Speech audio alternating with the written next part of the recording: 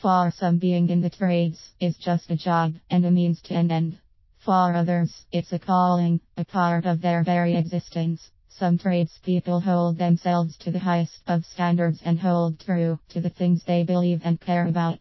The challenge for any homeowner is to find a tradesperson who cares about and loves what they do, a tradesperson who is professional in appearance and in how he or she conducts business. According to a recent survey, 58% of homeowners say they find it difficult to find a tradesperson they trust to help with either home repairs or improvements. Women are more likely to find it very difficult to find a tradesperson they trust to help with home repairs or improvements. In the United Kingdom alone, almost £2 billion a year is spent to repair botched jobs by tradespeople who were not qualified to do the work.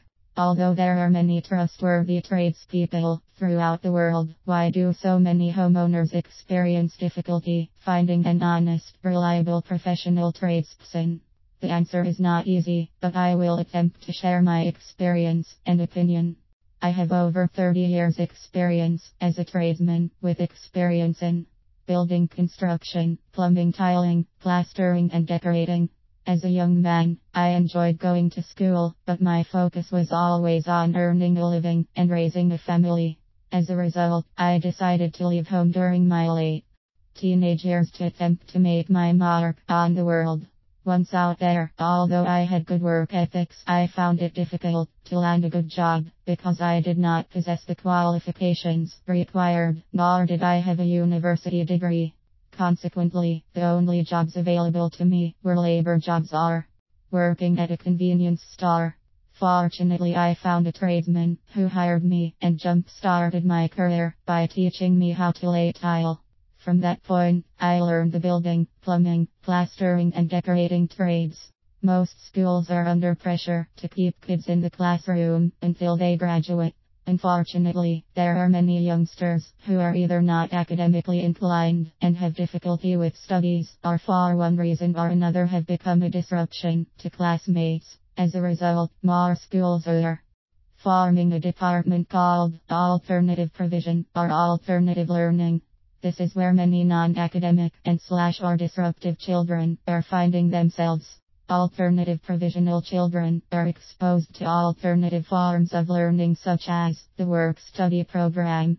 Here is where youngsters can apply to a trade school or college, and they can experience on-the-job training, doing such things as working in the trades, learning how to be a boatician, and other fields that may not require a university degree.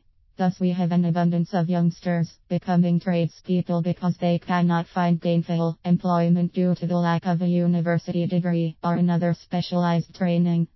There are many people who are in the trades because it's the only thing they can do or because it's the only thing they are qualified to do. I believe most tradespeople want to do a good job and take pride in their work. The challenge is many tradespeople do not possess the skills to set themselves apart from the rest. They are not good business people. I have listed some ways tradespeople fall short of a professional, high-quality standard that will deliver positive outcomes in their business. They write estimates on a napkin or piece of dirty paper. They show up to appointments late and are not dressed in an appropriate manner.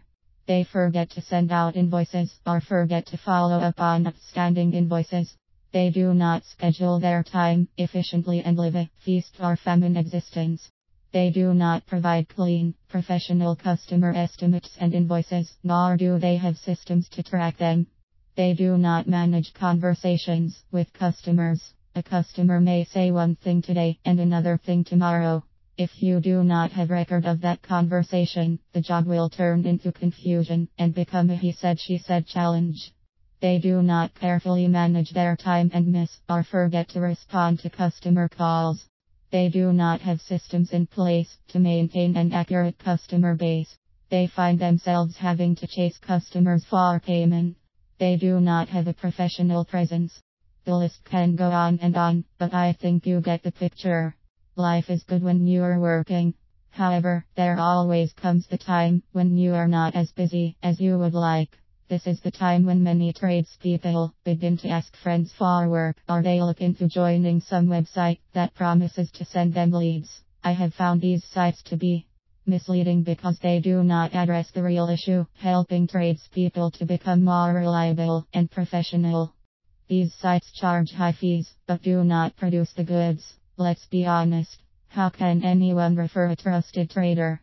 The only referral anyone can give is, "He has done a fantastic job for me," or "I would never use him again." Unfortunately, this tends to be much like TripAdvisor, where a hotel may receive high rating by someone, but your experience might be totally opposite. The one thing any qualified tradesperson can do is become more professional at what you do. I will address ways to become a more professional tradesperson in my next article.